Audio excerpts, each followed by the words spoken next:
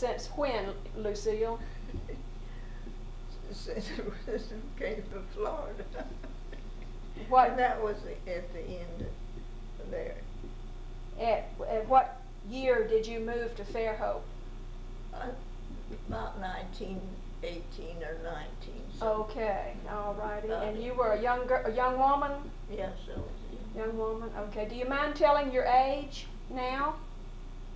No, I was. I'm 96 years old. 96. So Going you on were 97. You were born in 1898. Wonderful. This is great. You'll be 97 the end of this year. I'm already. It's the 1st of July, my birthday. Oh, so you were 96 in July. That's wonderful. All right. So tell us what it was like in Fairhope at the end of World War I. Well, I'm going to tell you, it was better in Florida by sharp. That was the most poverty-stricken looking place from Daytona Beach down I ever saw. Oh my goodness. The stores didn't have anything to eat in them. Good gracious. And they didn't raise anything except guavas and a few things like that. Mm. It was disgusting. Well, what brought you to Fairhope? Well, we lived in New Mexico on a cattle ranch. And my father said that was the easiest living he ever made, was that. And so, but the doctor told him that the altitude was too high for him. At least that's what the doctor said. Said that's what ailed him. But I think he didn't know what he was talking about. And because there wasn't anything like that the matter with him at all. He just wanted to get rid of him. We were disgusted about that. So then the folks gave me just I'm going to say I was a child. My Uncle Edward and his wife came by down in Florida to visit us. And here the house was sitting in a pond of water. You had to go out to the car with your shoes and stockings and a towel. And you reversed it coming back, doing the same thing over again. So my father, after talking to Uncle Edward, gave me money and all, and I came to Fairhope over on the bay boat by myself, and I asked on the boat if there was a place I could stay in town, and they recommended Mrs. Dyson, and that old car on the hill put me off there, and they waited long enough to get me acquainted with Mrs. Dyson, and she was just happy to have me. You know? Now, where was Mrs. Dyson's house? On Fairhope Avenue, that concrete block house up there. It's standing. Do you know which house that is, Ruth? Okay. And they knew people out there, and the word got around, you know. I visited with them. So my father says, be sure the water doesn't stand around any place. It doesn't stand in Fairhope much, does it? It all runs in the bay. So you stayed there, and how did you find out about Fairhope? Through my uncle. He knew about it. He'd been here? He came up here. I see. You see, the friend, they were Quakers, and they came up here to visit you. I see. And their name was Edgerton, too. And they knew a lot of them because they'd come up here. And then in 1919, in January 6th, what happened? That's when we got married and went out on the bay. Still had the old wooden pier was there, you know, and you could drive the car on, or you could himself. Well, we were going to Detroit because that's where Ella was working. He couldn't get work here, so he went up there, and they considered where he was working was war work, but his number would have been the next if the war had lasted any longer. It was ready to come up. Okay, so you married Elof Tuveson, and then you all... And you know how I met him? That was kind of odd. Somebody said, well, how did you meet him? I said, well, the folks across the street from me like to play cards. And one evening, one of them came over and said, would I make a fourth at 500? They needed one. So I went over. And Ella was playing 500 with him. He never played bridge when he played 500. And I don't know, just one thing led up to another. And we just got acquainted that way. First thing you knew, we were going together. Mm-hmm. We'd go over to Mobile. And what did Elof do? Hmm? What did he do? In Detroit, he simply worked in one of these where they used to freeze ice, you know, and put down and pull ice. Well, that's what he did. Worked in an ice house? Well, it's where it froze and put it on the belts, and they took it Oh, away, and then they sold it, you know. Yeah, that was big business back then because we didn't have It refrigerators. was Absolpure was the name of it. And how long did you live there? We didn't live there too many months until, I forget what it was happened. I think Elof just kind of got homesick for Fairhope. He didn't want to admit it. And we came home. But I'll never forget how hot it was when we came here. That changed from that. I just thought I'd pass out for a while. I know that feeling. But I got, So when he came back to Fairhope, then what did you do? oh, me. He did, what did he, how did he, or did you work? Did you work? I did some later, but not right away. Uh-huh. You see, I had met someone, I guess, at the Christian church. And that was some of the Mashans and some of others like that. And one day, I went with a friend to Dr. C.L. Mashan. And he kind of looked at me, he said, would I like to work? I says, what to do? He says, oh, just kind of be office girl and answer the phone, you know. Well, that's the way I got in there. And first thing I knew, they found out I could do other things, so I was kind of, as they say, jack of all trades for a little bit. And I'll never forget, one morning, he went back to read my notes back in there when he's getting ready to let the patient go and prescribe for him. And he said to me, what do you mean, request another specimen? I said, you go in there and smell that. It was whiskey. Oh my goodness. I says, you can tell him anything you want. You can blame me, do anything. Mm-mm. And little C.L. used to come over and wanted me to read to him. And when she couldn't find him, she'd call. She said, is C.L. over there? I says, yeah. I said, what is he doing bothering you? I said, well, I'm reading to him right now. She says, you get by the minute and send him home. I told him that wasn't what you were hired for. What did Elof do? Huh? What did Elof do in Well, I was Fairhope? trying to think what he did around. I know that started that, my father wanted to start that store over there. And so The store was on White or Gaston? Corner I of- guess it was on White. On White, okay. I think it faced on White. I think the other street went through there.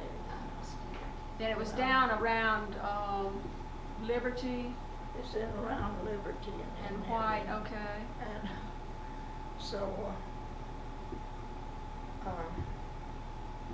he worked in there some and helped my father get started. And then he and Ralph Keller were good friends. And I was trying to think what they got into. And they started up a truck with things on it to sell, vegetables and whatnot. Mm-hmm. And they ran that for a while. Mm-hmm. So I remember Elof having a boat at one time. Did he fish?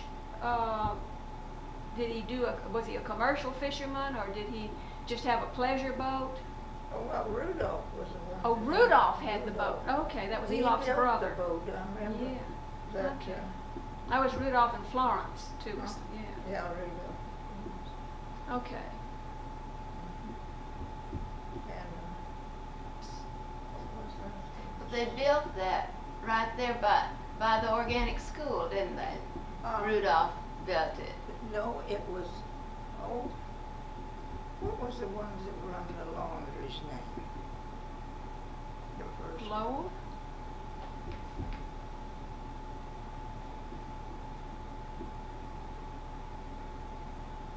And they didn't like it because of the hammering and the sewing and all going on. Yeah. And Rudolph says, well, I sure won't give him a ride on it. Keep up that way. Why can't I think of it? Do you remember? They don't, neither one of them had children.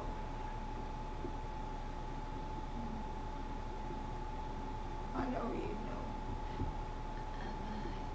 But I just don't have a picture of them right now. Where is, where is that book over there, the Fairhope book? Do you have children? No. Okay. My sister-in-law, May Tuveson, said, kind of looked, says there sure is something wrong with folks who don't have children. I said, yes, there has to be. She got no argument from you, huh? Well, did she have any? She didn't have any either, did she? May? Huh? Did May Tuveson have any children? Yes, she had some. She did. Wasn't one of them that got hurt, on the bicycle, and the girl, not a bicycle, I guess it was the motorcycle. They didn't want him riding, and he had a girl on with him, Yeah, oh yeah. I know that. Oh, what was the name of the coach? He used to like to sing a lot, too. Oh, you're talking about the Lowells? No, not No. Lowell. Not Judy Lowell. No, Oh, no, I Do you, what happened after World War I? Was Fairhope kind of a prospering community? Did it seem to be in full swing? It was beginning. Uh-huh. Of course, that hill to the bay was a terrible thing, red clay when it would rain. And they'd get down there to the dance hall and all of that and get stuck in the mud trying to get up. Oh, and me. slipping down, and all. That must have been a mess. And too, we would get company when that happened. The mud was that deep uptown, up deep. My goodness. And when it first rained after that, all of us were, honestly, it just rained wood off the roofs. It just came down. Mm-mm. Do you remember how, what year they took the train out down here? Did Claude mention that on his tape? I don't remember. They had the train tracks going out on the pier. Yeah, because they brought up the groceries and things they'd ordered. The stores had, and people that had come over with their other things, you know, they'd ride uptown, you know, too. When you went to Mobile on the boat to go shopping, yeah, what did you like to do over there? What was it, a big outing? It sounds to me like it must have been a real big day to go to Mobile. Well, it was nice on the boat because it was comfortable, you know. And you'd be a lot of people, especially Dollar Day. Ooh, Everybody right. Sounds good to me.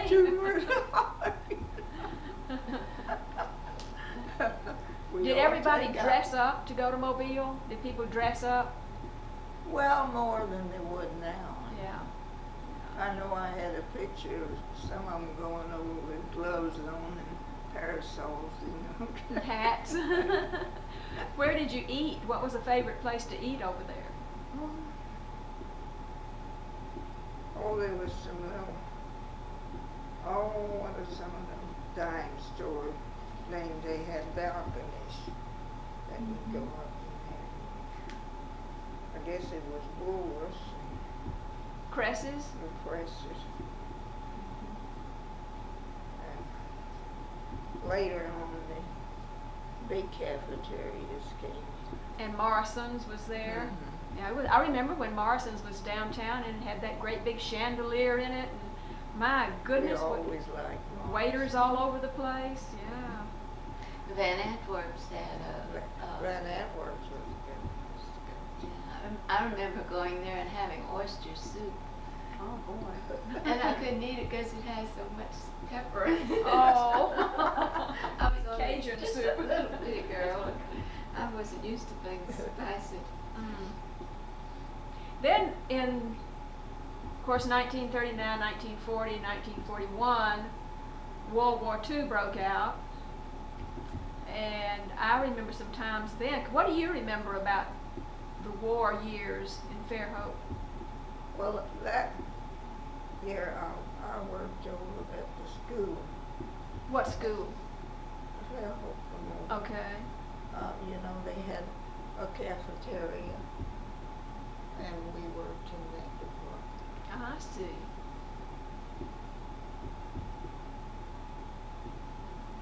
And you remember the blackouts? Yeah, I remember that. Yeah, on the upper part of your car's lights had to be switched. That's right, but they painted the upper half of the headlights with black So paint. it would cast. Yeah, yeah. But you know, we had spies here. I heard tell of spies. I never Well, did know you there were see, really any here. Ella found out about it. Down there at the canal, you know, where the canal and the bridge is, and then off out is the Gulf. Mm-hmm. And I'm trying to think of this man's name, you know it too, but I can't remember, but he went to sea. And he had 2 boats shot out from under him.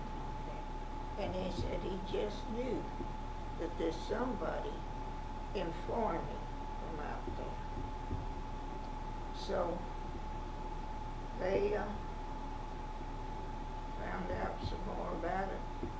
And it was that, they were from Canada. They still live, one of them lives out there on Marino. And they were German sympathizers.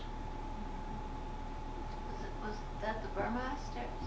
Hmm? But that wasn't the Burmeisters, was it? Is that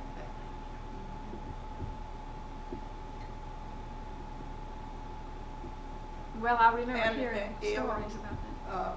told them up there in New York where it was, and it was put to a stop, right? Well, Because, they were just neighbors out there. hmm? They were neighbors. The Tuvesons were just neighbors Yeah. to them. Oh, I wish I could think of the folks that run the laundry. They were just two of them. That's why. I can see them both. They had a brick house that still stands over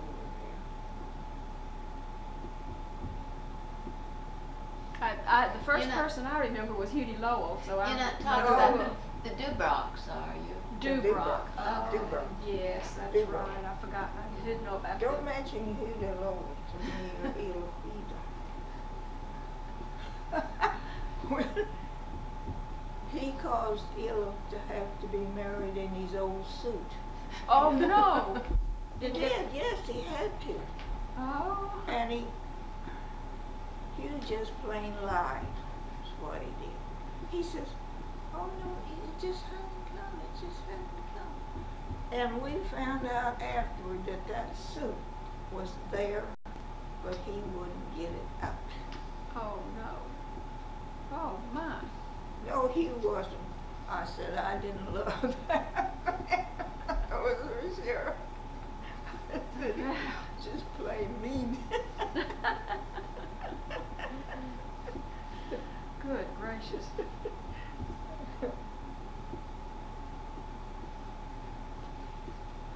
Well, tell us more about your store. Did you work in your father's store? Oh, I would help that sometimes. When I was needed. And Ruth, I think you said you love to go in there and buy a particular kind of candy. We didn't get candy very often, and I remember going in there with my parents, and one time that I remember really especially, they had candy barrels, about as big as maybe a spool or something like that, and they would last all day. And Mother got me one, and that was the highlight of all the day. Well, you could buy a lot of candy for maybe a nickel or a dime in those days. Oh, it was probably only a Do you penny. remember when the tokens came in and how we all kind of despised them in a way? Yeah. They broke into the next penny. Yeah, I remember the tokens too. Yeah. Had a hole in the middle. People said that was the only thing that governor did that you could see through. That's a big grapes. I don't know. All I remember are the tokens. I think I was at the age where I was learning to make change about that time. Had to figure the tokens in with everything else.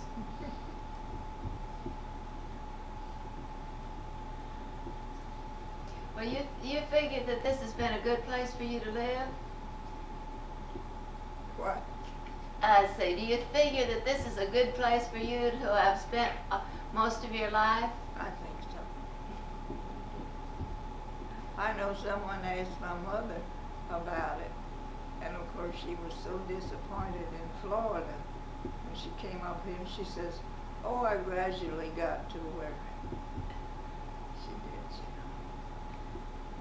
But there was people up here that, you know, at least we knew of, and their families, so it did help a lot. But I think about Florida, I don't think any of those poverty-stricken places could have looked any worse. And look at it today. It's a booming, overpopulated place. Well, I still don't care for the place. No. And I know these folks over here have got one of those vans and they travel. And I know once they said to me, oh, we kind of talked when we went there. They said they had lived in Florida once. I said, I hope it wasn't when I was down there. I don't like it. And they said, when they're going to take the trip, I said, where are you going? They don't accept. Going to Florida. Well, I declared they weren't gone very long. And I said to somebody, there must have been something wrong with Florida. It didn't stay very long. I think there's some places in Florida that are better than others. Well, from Daytona Beach Yeah. down is worse. Yeah.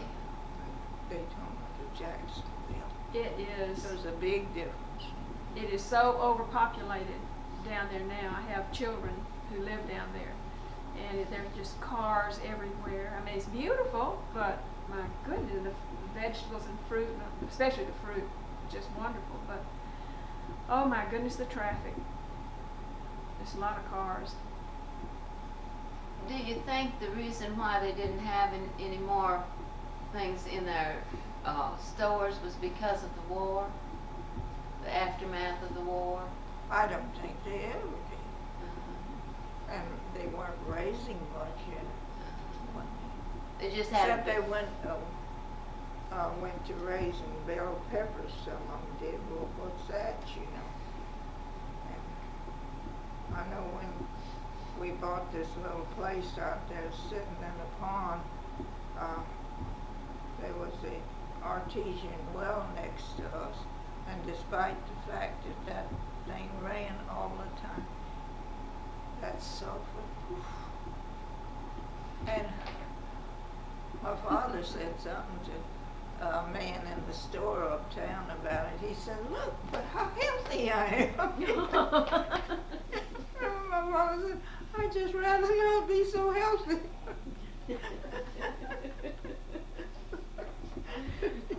Beat his All that chest. sulfur.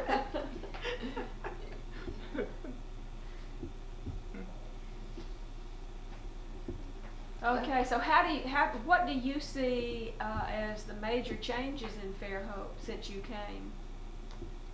Well, it's grown, of course, a lot, and I think Fairhope has made great progress in the way the men that have had the authorities, the mayors and all of those, to see that we keep these things.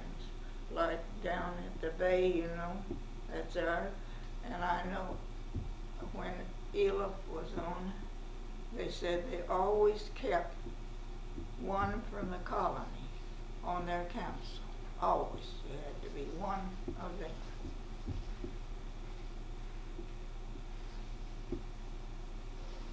Just looking to see, make sure you were still in the camera. Didn't want to lose anything. I didn't take off. So you think the colony and the city council work together? I think they do. They still do, and our mayors have all been pretty good. There's a